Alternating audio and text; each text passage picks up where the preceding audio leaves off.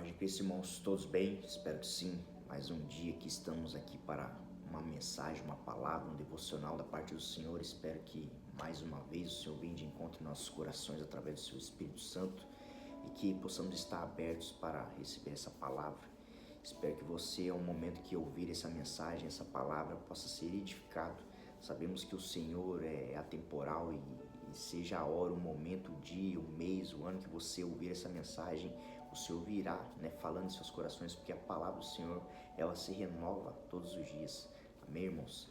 Então hoje, mais uma vez, o Senhor me trouxe uma mensagem e essa palavra se encontra em João, capítulo 5, que fala, do paralítico ali do tanque de Betesda. A gente vê ali o momento que Jesus aparece a ele, para estar ali curando esse homem. E ali esse homem, a princípio está ali há ao menos uns 38 anos ali naquela situação, E Jesus chega ali e vê esse homem. E eu queria estar lendo para a gente entender o contexto melhor, para não nos confundirmos. Iniciando no capítulo 5 do versículo 1 ali, começa dizendo: passadas estas coisas, havia uma festa dos judeus e Jesus subia para Jerusalém. Ora, existe ali, junto à porta das ovelhas, um tanque chamado em hebraico Betesda, o qual tem 5 pavilhões, e nesse jazia uma multidão de enfermos, cegos, coxos e paralíticos, esperando que os movesse a água, porquanto um anjo descia em certo tempo, agitando, e o primeiro que entrava no tanque, uma vez agitada a água, sarava de qualquer doença que tivesse. E estava ali um homem enfermo, havia 38 anos. Jesus, vendo-o deitado e sabendo que estava assim há muito tempo, perguntou-lhe: queres ser curado? Respondeu-lhe o enfermo: Senhor, não tem ninguém que me ponha no tanque, e quando a água é agitada, pois enquanto eu vou, desce outro antes de mim. Então lhes disse Jesus: levanta-te, toma o teu leito e anda. E imediatamente o homem se levantou e foi curado. Então aqui a gente vê que nesse momento aqui Jesus, ele chega, a esse homem e pergunta para ele: você quer ser curado? E aí a primeira coisa que ele vem e faz é: Senhor, não tem ninguém que me leve, Toda vez que as águas são agitadas, ao descer o anjo ali, sempre um chega antes de mim e eu não consigo, chegar às águas e ser curado. E Jesus pergunta: você quer ser curado? E aí, quando ele, Jesus dá a ordem para ele: então levanta-te, toma a tua maca e anda. Ali a gente vê o milagre da qual, o Senhor vem e faz esse homem se levantar dali com toda a autoridade. E a gente vê que esse homem havia ali, há alguns anos ali, naquele estado, já estava ali conformado e já estava ali sempre à espera, da qual ele chegasse o momento dele de ser curado. E ele sempre, era o último a alcançar essas águas, porque sempre chegava um antes dele. Então a gente vê que Jesus, ele vindo, a esse homem, ele pergunta: queres ser curado? E de primeira resposta ele, já coloca ali uma desculpa ali, que as águas, quando se movimenta, ele não consegue chegar porque não tem quem o leve, porque sempre chega um antes dele. E aqui a gente vê que o milagre veio até ele. Jesus viu a situação desse homem. Então Jesus já sabia que esse homem já havia muito tempo ali naquela situação. E ali Jesus o encontra deitado, Então a gente vê que talvez esse homem já havia perdido a esperança, Talvez durante todos esses anos, ele tentava chegar, tentava alcançar ali o seu milagre, Tentava ali, ver ali um milagre em sua vida, mas nunca conseguia, porque sempre chegava um antes dele. Então aqui nós vemos que Jesus aparece a esse homem. Quando Jesus aparece a esse homem, ele pergunta: quer ser curado? E Jesus, ele sempre vem às pessoas que ele sempre iria curar fazendo essa pergunta, porque ele quer ver qual é a nossa resposta. E aqui a gente vê que se tivesse uma mensagem, uma frase para essa palavra seria, né, uma resposta que trará o nosso milagre, né?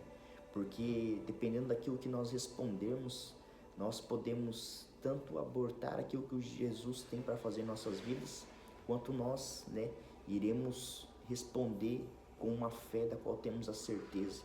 E creio que Jesus viu que esse homem tinha fé, porque imagine todos esses anos naquela situação e ele sempre buscava alcançar, né, aquelas águas agitadas. Porém, ainda que chegava um antes dele, ele estava ali, ele permanecia ali, porque ele cria que o milagre dele poderia acontecer. Então, muitos de nós, irmãos, muitas vezes, nós desistimos na primeira oportunidade, né? No primeiro desafio que vem, na primeira resposta que nós muitas vezes recebemos de não em nossas vidas. E esse homem persistiu estando ali, e Jesus sendo todo poderoso, né, agindo ali de forma poderosa, sobrenatural, ele vem e chega a esse homem vendo a situação que ele está. E aqui já me ministra, meus irmãos, que o Senhor, ele sabe a situação que ele vai nos encontrar. Ele sabe como vai estar nosso coração. Ele sabe qual, né, o estado que estamos, porque muitas vezes estamos em uma situação desafiadora em nossas vidas, a ponto ali, né, de desistir de tudo. E Satanás, ele tem ali, né, toda a estratégia de fazer com que nós acreditamos que tudo aquilo que Deus fez em nossas vidas não é o suficiente. E na primeira situação que vem, nós, né, podemos ali cair nessa armadilha. Imagine, irmãos, nós vivemos anos ali debaixo da direção de Deus, vivendo milagres, vivendo ali tudo aquilo que o Senhor tem derramado em nossas vidas, bênçãos que Ele tem feito, né? E muitas vezes vem uma situação da qual Satanás faz com que uma situação tão pequena faz com que queremos desistir de todos os anos que, né, nós ali fomos tocados, fomos transformados, curados pelo Senhor.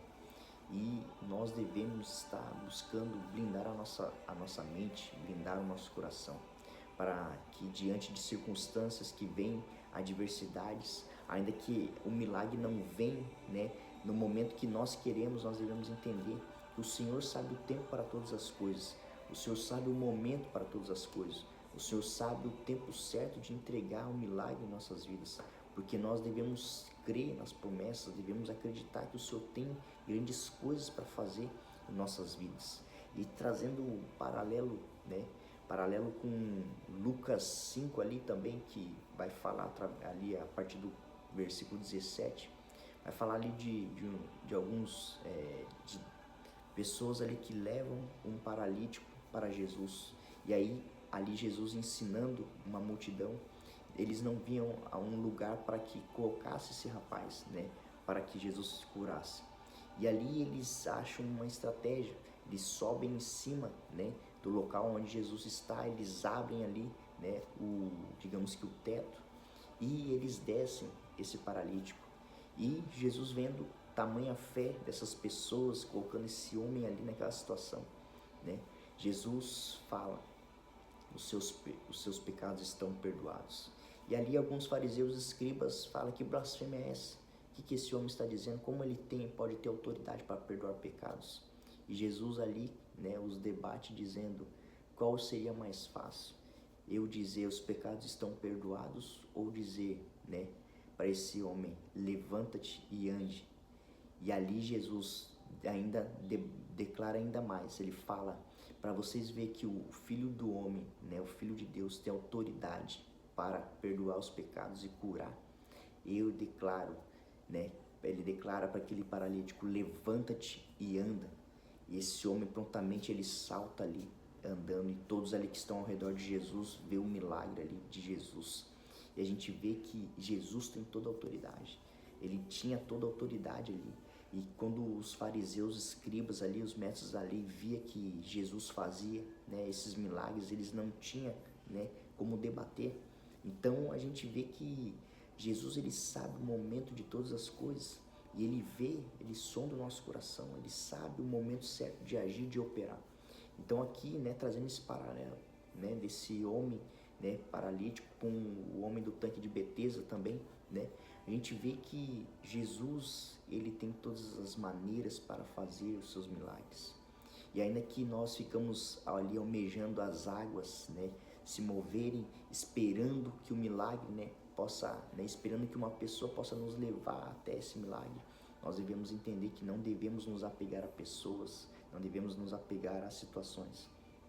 E ainda que a gente vê que aqueles milagres estão acontecendo ali em meio às águas, né, que estão em movimento, devemos entender que é um Jesus que vem e que tem águas que fluem, né, águas que traz cura, águas que traz milagre, águas que traz vida.